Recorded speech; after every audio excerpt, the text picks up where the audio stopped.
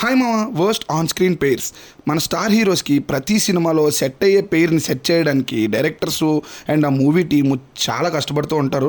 ఆ పేరు ఒకవేళ వర్కౌట్ అయితే అది జనరేషన్స్ గుర్తుండిపోద్ది. ఫర్ ఎగ్జాంపుల్ ప్రభాస్ గారు, అనుష్క గారు, రామ్ చరణ్ గారు, కాజల్ గారు, మహేష్ బాబు గారు, సమంత గారు, ఇలా చాలా కాంబినేషన్స్ అలా మనకు గుర్తుండిపోతాయి. కొన్నిసార్లు ఆ ఆన్ స్క్రీన్ పేరు ఒక్క సినిమానే చేసిన ఆ మూవీని గుర్తు తెచ్చుకున్న ప్రతిసారి అలా మైండ్లోకి వెళ్ళిపోతారు.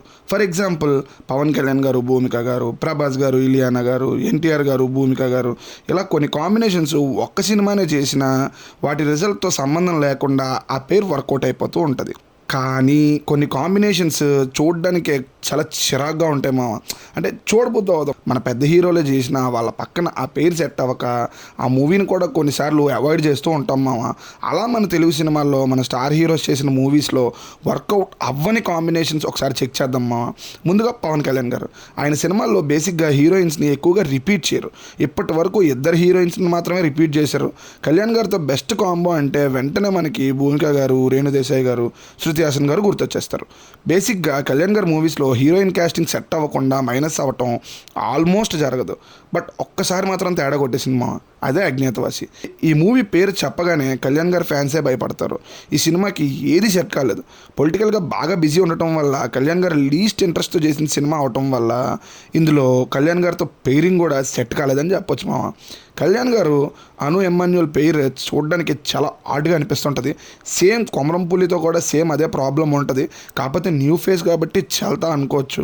బట్ అజ్ఞాతవాసి మాత్రం రాంగ్ పేరింగ్ చాయిస్ అని చెప్పొచ్చు మామ. నెక్స్ట్ మహేష్ బాబు గారు. బాబు గారి మూవీస్లో హీరోయిన్స్ విషయంలో ఏ డైరెక్టర్ కూడా మిస్టేక్ చేయలేదని చెప్పొచ్చు. బట్ ఇప్పటి వరకు చేసిన ప్రతి హీరోయిన్ కాంబినేషను పర్ఫెక్ట్గానే సెట్ అయ్యాయని చెప్పొచ్చు మామ.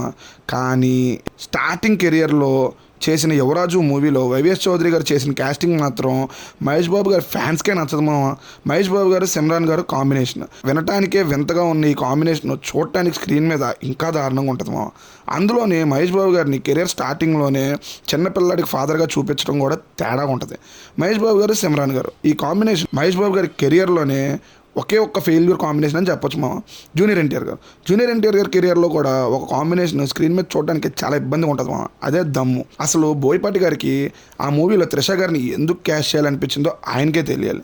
అప్పటికే తెలుగులో ఆఫర్స్ లేక తమిళకి షిఫ్ట్ అయిపోయిన త్రిష గారిని ఎన్టీఆర్ గారికి ఆపోజిట్ బేర్గా పెట్టడం, అది స్క్రీన్ మీద చూసే మనకి హీరో హీరోయిన్ల కాక హీరో సిస్టర్ అన్నట్లు అనిపించింది.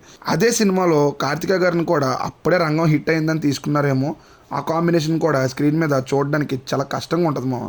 నెక్స్ట్ ప్రభాస్ గారితో ఏ హీరోయిన్ యాక్ట్ చేసినా పేరు అలా సెట్ అయిపోతారు.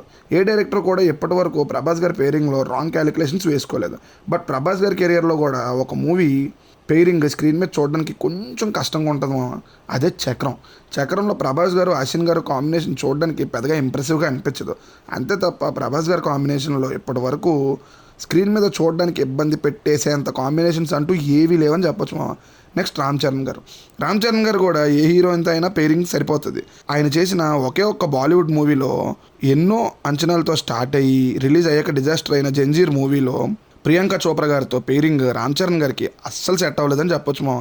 బేసిక్గానే రామ్ చరణ్ గారికి పేరింగ్ సెట్ అయిపోయిన తర్వాత రిపీట్ చేస్తూ ఉంటారు. బట్ ప్రియాంక చోప్రా గారితో మాత్రం స్క్రీన్ మీద చూడడానికి కొంచెం ఇబ్బందిగానే అనిపిస్తుంది మామ. సినిమా కూడా బాగోదు. సో సినిమాతో పాటు ఈ కాంబినేషన్లో మూవీ వచ్చిందనే విషయం ఆడియన్స్ కూడా ఎప్పుడో మర్చిపోయారు. నెక్స్ట్ అల్లు అర్జున్ గారు. ఇప్పటి వరకు పేరింగ్ విషయంలో అసలు ఎలాంటి నెగిటివిటీ లేని హీరో అని చెప్పొచ్చు మామ. ఉన్నంతలో ఏదైనా మరీ భూతద్దం పెట్టి వెతికి చూడాలి అంటే వరుడు అని చెప్పొచ్చు. ఆ పేరు కూడా సెట్ కాకపోవడానికి చాలా రీజన్స్ ఉన్నాయి. ఆ అమ్మాయికి రిలీజ్కి ముందు ఇచ్చిన హైపు, అది కాకపోతే సెకండ్ హాఫ్లో స్క్రీన్ మీద మొత్తం అమ్మాయిని చూడడానికి ఇబ్బందిగా అనిపించడం, పోనీ అది కాదు అనుకుంటే సినిమాలో మొత్తంగా అల్లు అర్జున్ గారు, హీరోయిన్ గారు కలిసి హార్డ్లీ 25 మినిట్స్ ఉండటం, ఇలా ఎన్నో కారణాలు. ఆ మూవీ రిజల్ట్ కూడా తేడా కొట్టడంతో ఆ పేరులో వచ్చిన మూవీ కూడా చాలామంది అల్లు అర్జున్ ఫ్యాన్స్కి గుర్తుండదు మామ. ఇవే కాక అస్త్రం మూవీలో విష్ణు గారు, అనుష్క గారు, ఒక్క మగాడు మూవీలో బాలయ్య బాబు గారు, అనుష్క గారు, స్టాలిన్ మూవీ టైంలో చిరు గారికి, త్రిష గారికి, వెంకటేష్ గారు, తాప్సీ గారు షాడో మూవీలో, నాగార్జున గారు, రకుల్ ప్రీత్ సింగ్ గారు మన్మధుడు 2 మూవీలో ఈ కాంబినేషన్స్ చూడడానికి స్క్రీన్ మీద పెద్దగా వర్కౌట్ కాలేదని అనిపించింది మామ. ఇది నా లిస్ట్.